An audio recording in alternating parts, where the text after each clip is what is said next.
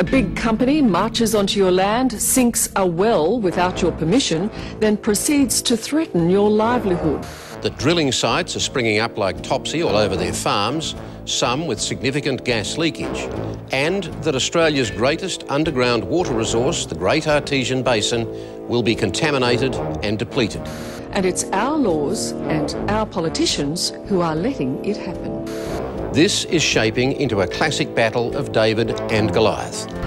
We have a local situation, we've got a state situation, we've got a national situation on a spring-fed continent, and we have a global situation.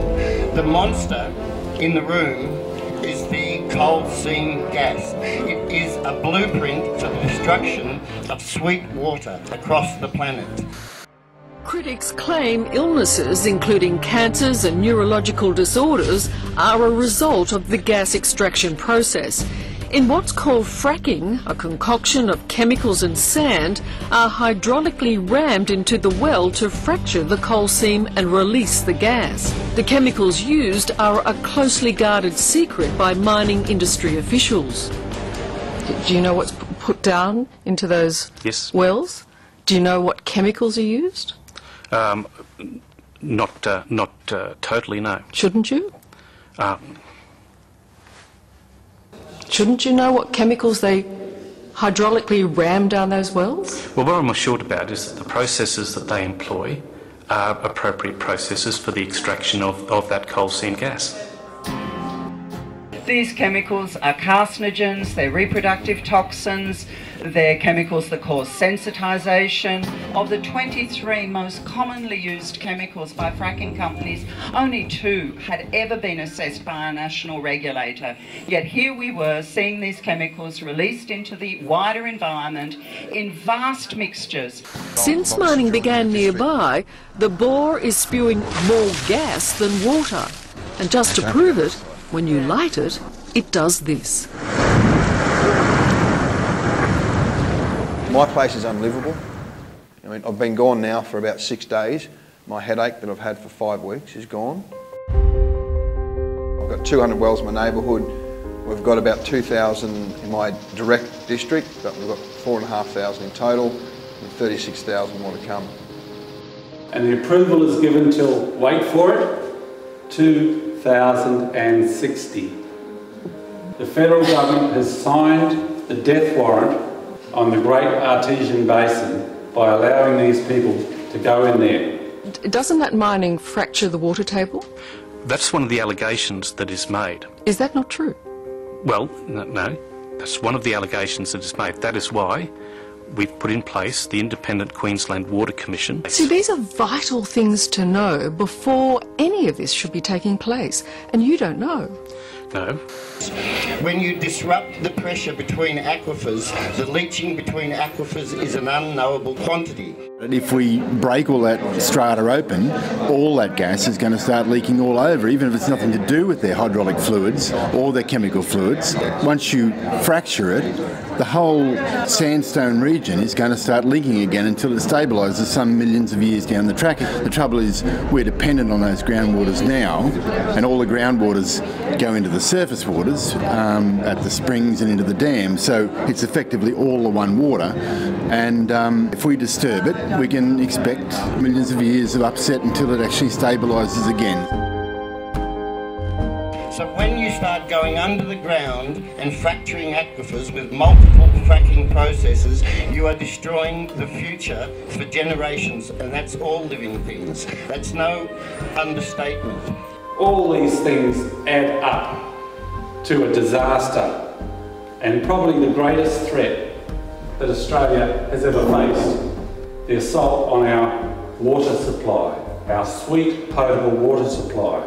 Certainly if we get thousands of wells across the district, we almost certainly will lose the groundwater. For Australia, that is just absolutely crucial. And yeah, if it becomes a gas field, we won't get rid of it. We've got to stop it before it becomes a gas field. I can't believe the human race is like just so money orientated and, you know, can put water at risk rather than, and human health, just for the sake of more money. And it seems to be the big people in power that are just taking everything and just leaving the rest of us with nothing. Queensland Gas Company, which is actually hiding under the banner of British Gas, have signed a $100 billion deal with China over a 30-year period.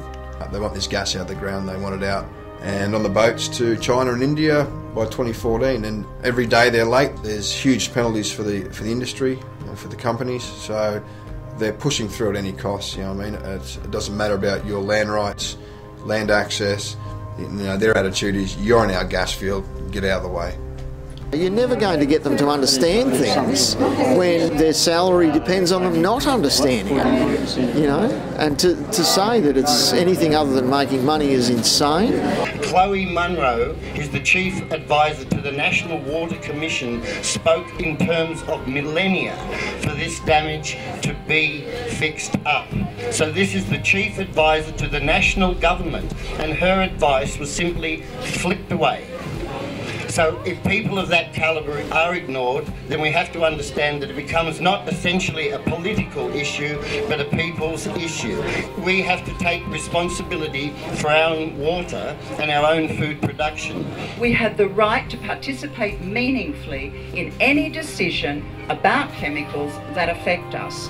Well, obviously, the incredible expansion of coal seam gas, the use of the chemicals, has just denied us that right. And I think it's about time that the Australian population turned around and said, A, we will not tolerate it, we want that right, and we want it now. There are all sorts of levels of water toxicity down below us. The longer water spends in a coal seam, the more toxicity it picks up and holds in it. Is then put in so-called settling or evaporation ponds. And the plan is to line those with builder's plastic. I got that from Gasco's Chief Operating Officer. I said, I'm a builder, builder's plastic, eh? And we have already taken photos of builder's plastic with wallaby holes in it, and where it's fallen down and the water from test bores has washed down into wetlands around Casino. My suggestion for this region is no more wells. Don't let them drill any more wells. Pull it up now. Once you see the degradation of the land, it's shocking. It really shocks you.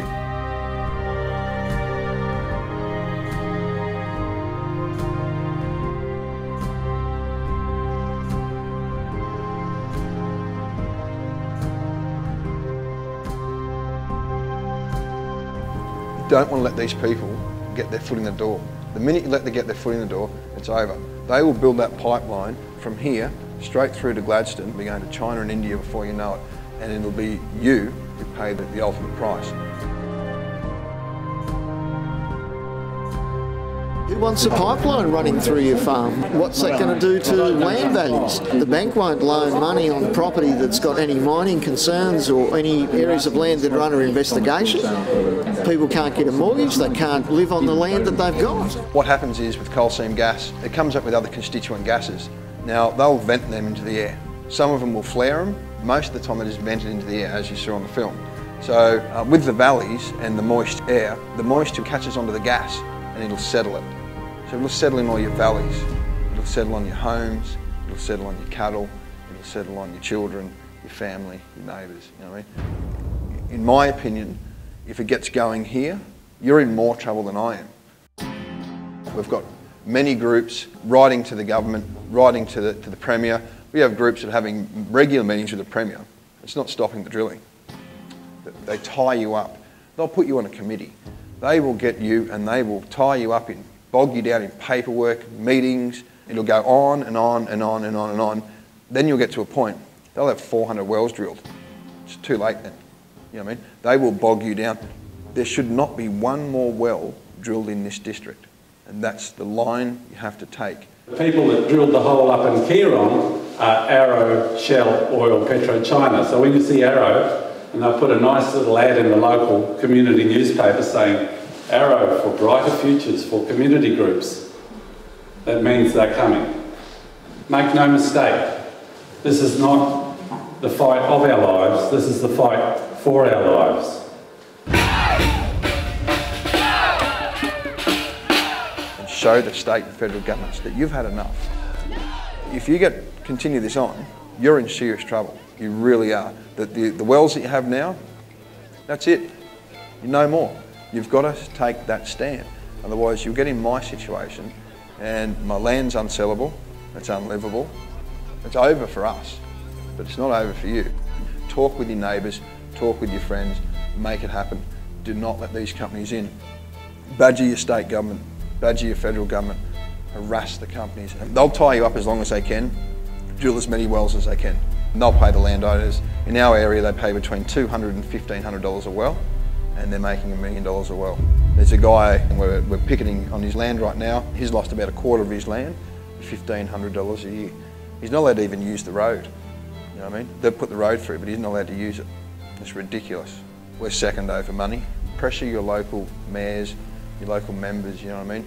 And the independents, don't forget these independents, these federal independents. Rob Opeshot's now anti-CSG, pressure these guys to make a stand.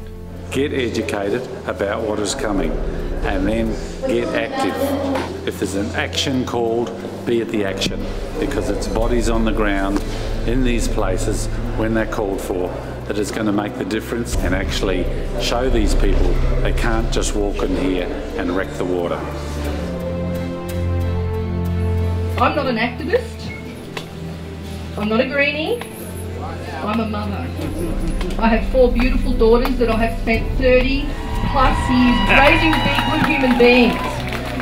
I haven't invested all that love for this to happen. I want them to have a future, I want their children to have a future, and I want their grandchildren to have a future. We want clean water. One thing you can do is walk out of here tonight and tell someone. You need to grow this movement and you need to grow it fast. Join Lock the Gate. I'm from the Lock the Gate Alliance and that encompasses 70 groups and we're getting a national movement happening, but join your local group, go to your meetings, go to your protests and organise protests, organise blockades, you know what I mean? Don't let these people in your neighbourhood, go to their office. Don't wait for them to come to you and say, hey, we're going to put a gas field through here. You go to them and you tell them, we are not going to live in a gas field. We are not going to have compressor stations in our neighbourhood. You've got to stand up, you've got to be brave, non-violent, civil disobedience. It's the only way to do it.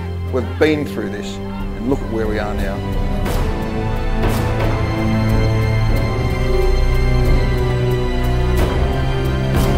We have no option.